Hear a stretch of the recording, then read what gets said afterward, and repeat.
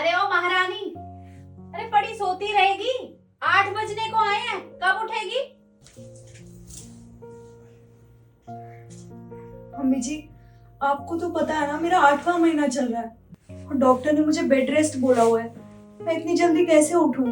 अच्छा, अरे तू एक अकेली नहीं है जो बच्चा पैदा कर रही है। हमारे जमाने में 4-5 बच्चे पैदा करती थी औरतें और सारे घर का काम भी करती थी। उन्हें तो कभी कुछ नहीं हुआ। मम्मी जी, पुराने जमाने की बात अलग थी। पहले जमाने में चीजों में मिलावटें नहीं होती थी और आजकल हर खाने की चीज में मिलावट है। औरतों का शरीर पहले जैसा बिल्कुल नहीं रहा। देख, ज्यादा ज्ञान देने की जरूरत नहीं है। काम करेगी तो तेरे लिए सही रहेगा। अब खड़ी हो और फटाफट मेरे लिए 1 कप चाय बना के ला।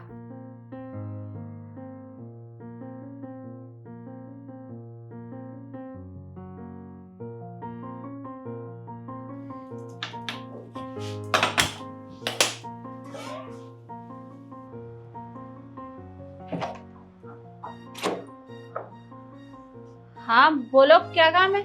मैडम आपका पार्सल। पार्सल? क्या है इसमें? मैडम इसके अंदर दवाई है।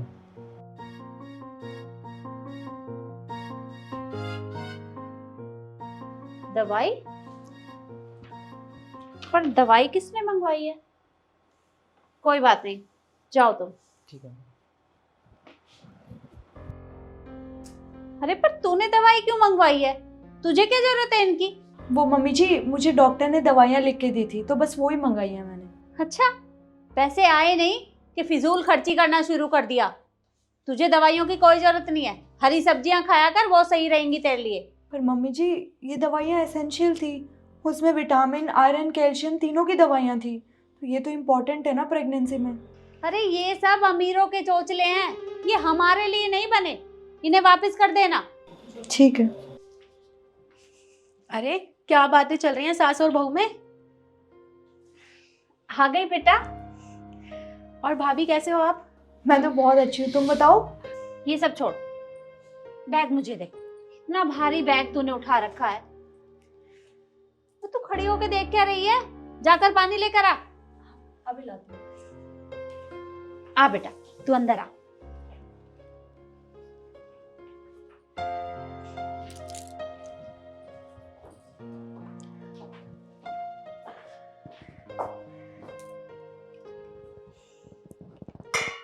अरे बेटा, खड़े होके पानी नहीं पीना चाहिए, पहले बैठ तो जा। इतनी दूर से चलकर आई है।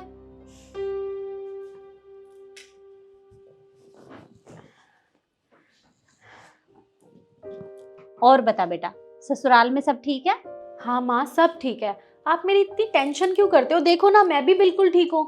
अरे चिंता कैसे ना करूं, पहली बार माँ बनने वाली है, ध्यान तो रखना पड़ता है ना। देखो माँ, आपको पता है मैं कितना बोर हो जाती हूँ, तो घर में मैं छोटे मोटे काम कर लेती हूँ, इससे मेरा भी टाइम पास हो जाता है। क्या तू काम करती है? तेरी ससुराल वाले इस हालत में तुझसे काम करवाते हैं? देख बेटा, इस हालत में काम नहीं करना चाहिए, तू बस आराम किया कर। अरे माँ, मुझे आराम से याद आया, मैं अपनी मेडिसिन तो घर ही भूल आई। कौन सी दवाई चाहिए बता मुझे, रिद्धि ले आएगी। पर माँ, भाभी भी तो माँ बनने वाली है ना, तो वो कैसे जा सकती हैं? अरे कैसे नहीं लाएगी?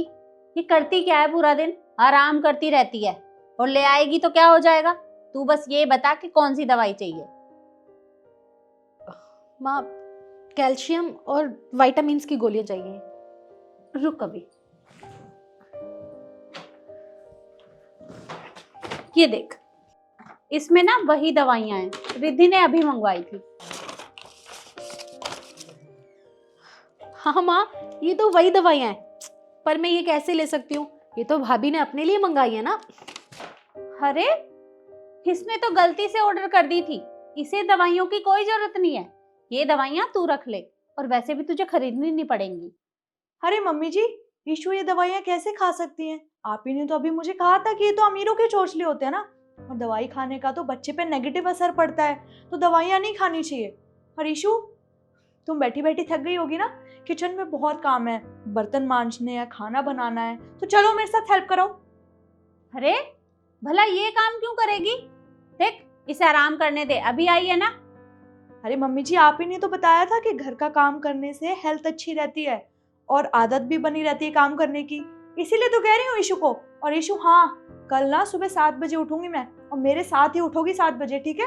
क्या 7 बजे? भाभी, आपको तो पता है ना कि ऐसी हालत में जल्दी उठना और काम करना कितना मुश्किल होता है। और मैं अपने ससुराल में भी 10 बजे सो के उठती हूँ, तो 7 बजे का तो सवाल ही पैदा नहीं होता। ईशु, मम्मी जी ने ही मुझे बोला कि सुबह जल्दी उठने से ना बच्चे पे पॉजिटिव असर पड़ता है, इसीलिए मैं जल्दी उठती हूँ और पूरे घर का काम भी करती हूँ। तो तुम आ गई हो तो तुम मेरी हेल्प करा देना, और तुम्हारा भी तो 8वां महीना चल रहा है ना, तो इसीलिए मैं कह रही हूँ मेरे साथ सुबह 7 बजे उठना, और दोनों एक साथ काम करेंगे, ठीक है? चलो, खड़े हो, खड़े हो, खड़े हो, खड़ी हो। बस बहुत हुआ तुम्हारा। क्या कर रही हो तुम?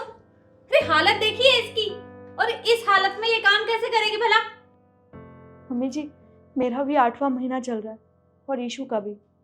पर बात जब अपनी बेटी पे आई तो आपको इतना बुरा लग रहा है? आप मुझे रोज सुबह 7 बजे उठा देती हैं, पूरे घर का काम करती हूँ मैं, उसके बाद खाना भी बनाती हूँ। मैंने आपसे एक बार बोला भी था कि हम मेड लगवा लेते हैं, फिर भी आपने क्या बोला? नहीं, तू ही करेगी घर का काम। और जब आज ईशु को मैंने काम करने के लिए कह दिया तो आपको इतना बुरा लग रहा है। मम्मी जी, आपको अच्छे से पता है कि मुझे डॉक्टर ने बेड रेस्ट बोला हुआ 1 महीने का, उसके बाद भी आप मेरे पे थोड़ी सी भी दया नहीं दिखाती। क्या माँ, आप भाभी के साथ इतना सब कुछ करते हो? अरे मैं भी तो आपकी बेटी हूँ ना, आप मेरा इतना ख्याल रख सकते हो तो भाभी का क्यों नहीं? आपको पता है ना कि शादियों के बाद बेटियां अपने माँ बाप के लिए पराई हो जाती हैं, और वो अपने सास ससुर को ही अपना माँ बाप समझ लेती हैं, और आप उनके साथ इतना बुरा व्यवहार करते हो। मम्मी, आपको पता है मैं भी पराई हो चुकी हूँ, और ये तो आपकी अपनी है ना। मैं आपके सुख दुख में काम नहीं आऊंगी, लेकिन भाभी ही आपके सुख दुख में काम आएंगी, और आप फिर भी उनके साथ इतना सब कुछ करते हो।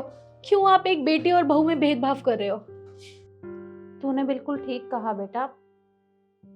मैं तो खामखा ही बहू के ऊपर दोष लगा रही थी, और मैंने कभी इसे आराम भी नहीं करने दिया, हमेशा इससे काम करवाती रहती हूँ।